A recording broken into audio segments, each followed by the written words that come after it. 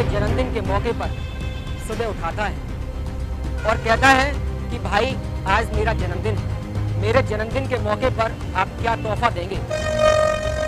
भाई कहता है कि मैं कथा करने के लिए बलिया जाऊंगा और बलिया से जो भी कुछ मिलेगा उस कथा में वो शाम को आके तुम्हें दे दूंगा। इसके बाद तुम अपना जन्मदिन बड़े ही धूमधाम से मनाना। लेकिन जब बड़ा भाई बलिया से कथा करके लौटता है और शाम को जिस भाई का जन्मदिन होता है उसका कत्ल कर दिया जाता है, उस पूरे परिवार का कत्ल कर दिया जाता है, जिसे देखकर वो सन्न रह जाता है।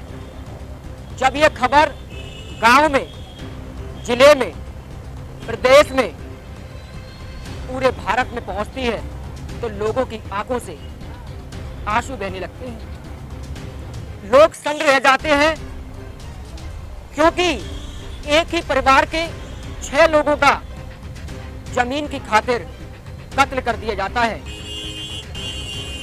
जिसके पास ये खबर पहुंचती है वो ये सोचता है कि इस परिवार का कैसे कत्ल कर दिया गया, पूरे परिवार को मिटा दिया जाता है। नमस्कार, खबर एक्सपर्ट में आपका स्वागत है। मैं हूं आपके साथ गौरव।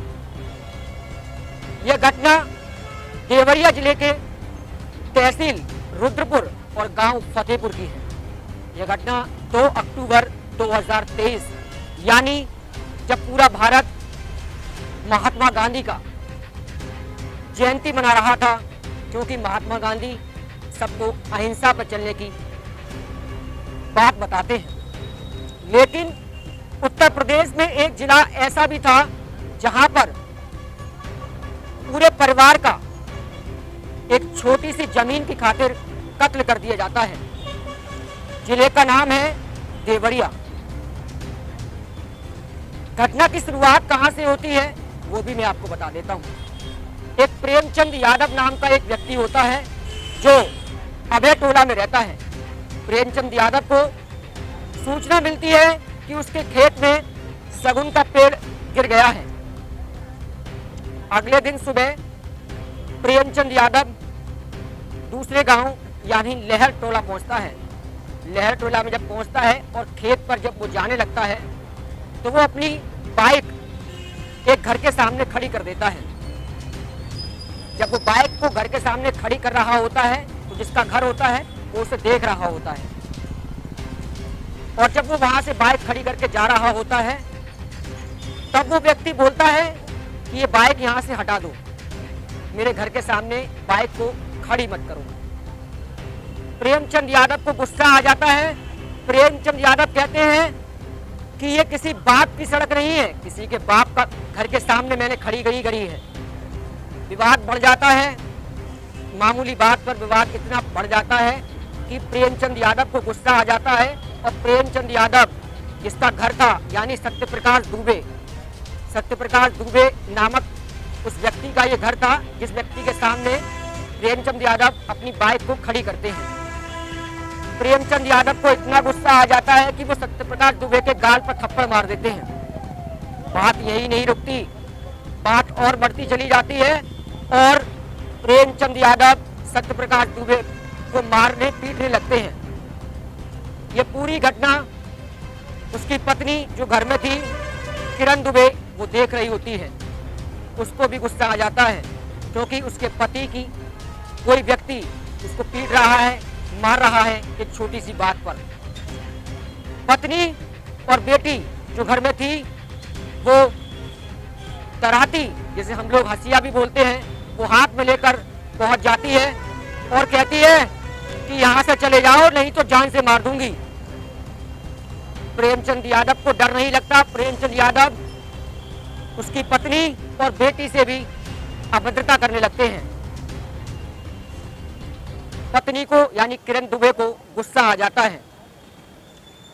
किरण दुबे के हाथ में जो हसिया होता है वो उसे उसके ऊपर वार करने लगती है।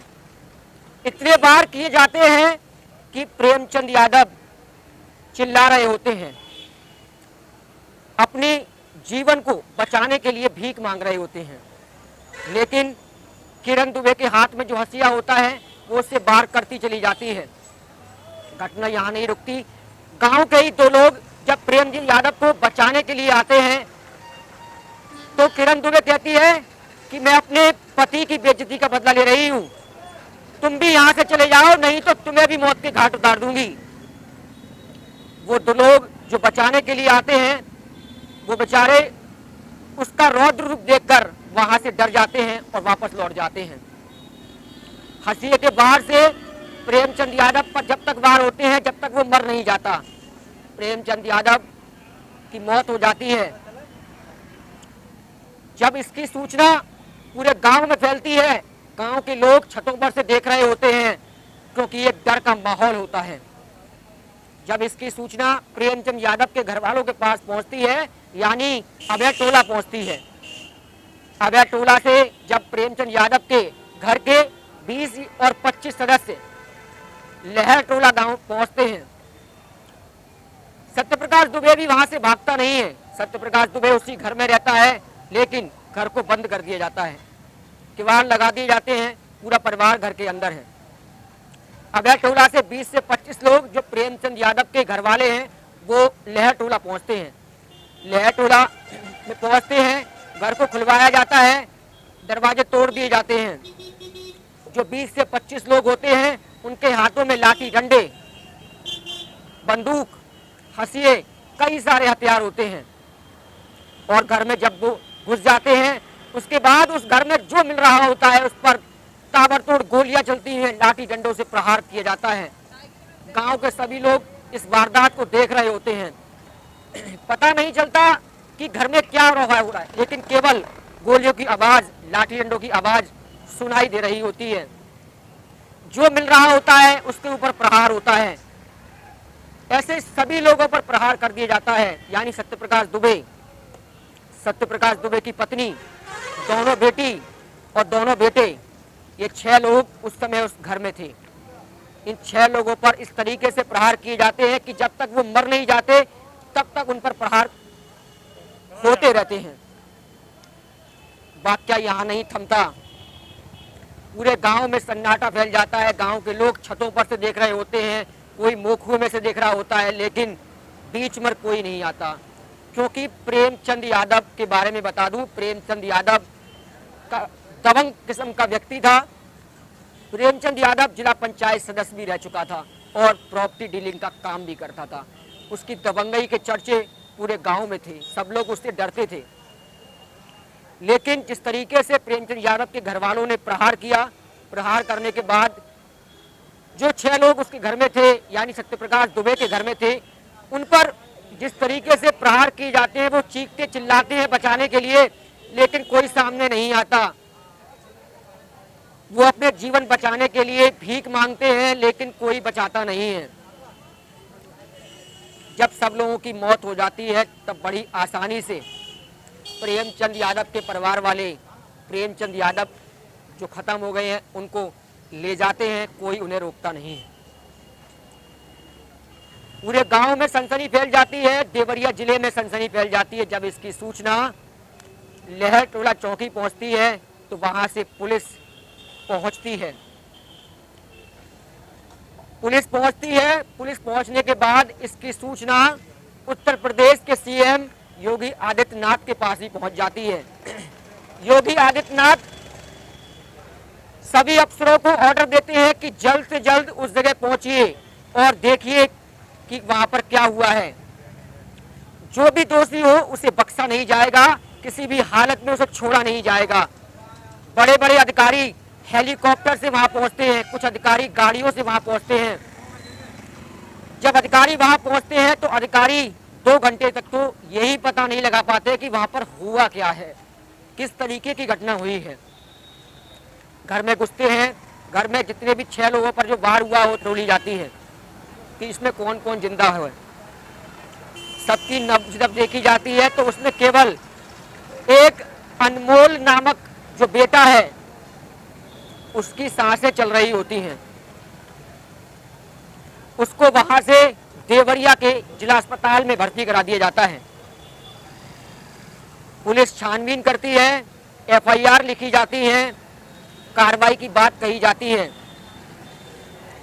उत्तर प्रदेश के सीएम योगी आदित्यनाथ गांव पहुंचने की बजाय देवरिया पहुंचते हैं और वहां पर अस्पताल में जो अनमोल जो बेटा है वो जिंदगी मौत से जूझ रहा होता है, उसे देखने के लिए पहुंचते हैं। पूरी वाकया का जानकारी लेते हैं और अफसरों को तत्काल निर्देश दिए जाते हैं कि ऐसे व्यक्तियों को बख्शा नहीं जाएगा, छोड़ा नहीं जाएगा, उन पर कार्रवाई बड़ी की जाएगी। एफआईआर दर्ज होती है, कोर्ट में केस दर्ज होता है उन व्यक्तियों के खिलाफ, लेकिन कोर्ट से कोई रियायत नहीं मिलती, कोर्ट से उन्हें छोड़ दिया जाता है। जो प्रेमचंद यादव है वहाँ उसका खौफ है, उसके डर का, उसकी दबंगई का खौफ है। क्या उनके ऊपर आज बुलडोजर के द्वारा कार्रवाई की जाएगी? यानी उत्तर प्रदेश के जो सीएम है योगी आदित्यनाथ, जो उन्होंने कहा वो उन्होंने करके दिखाया। यानी उनकी जो संपत्ति थी उनके ऊपर आज बुलडोजर चलाया गया है। क्यों हुई? चंद जमीन की मैंने बात की थी, वो चंद जमीन क्या थी वो भी मैं आपको बताता हूँ। 2008 में जनार्दन नामक का एक व्यक्ति था जिसकी 18 बीघा जमीन थी, उसके 3 बेटे थे। 2008 और 2009 में ओम प्रकाश दुबे की मृत्यु हो जाती है। अब जमीन की बात आती है तो 18 बीघा जो जमीन थी वो दोनों भाइयों में बांट दी जाती है, यानी 9-9 बीघा जमीन दोनों भाइयों में बांट दी जाती है। गुजरात में नौकरी कर रहा होता है, उसका अपने भाई सत्यप्रकाश दुबे से विवाद चल रहा होता है।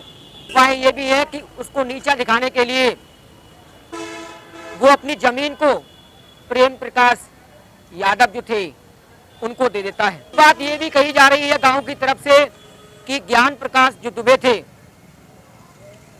वो अपनी जमीन पर 2.5 लाख रुपया उधार ले लेते हैं और वो 2.5 लाख रुपया जो उधार लेते हैं उसे चुका नहीं पाते। इसके बाद प्रेम प्रकाश यादव जो था वो 2.5 लाख रुपया चुका देता है और उसकी जमीन को हड़प लेता है।